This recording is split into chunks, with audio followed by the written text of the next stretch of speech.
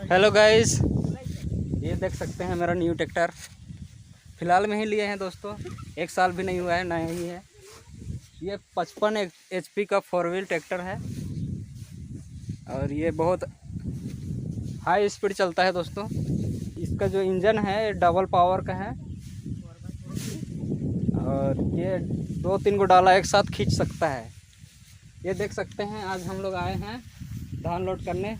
ये मेरा दोस्त लोग सब लोड कर रहा है। इधर देखिए, इधर देख सकते हैं आप लोग। यानी कि मैं इसका मालिक हो चुका हूँ गाइस।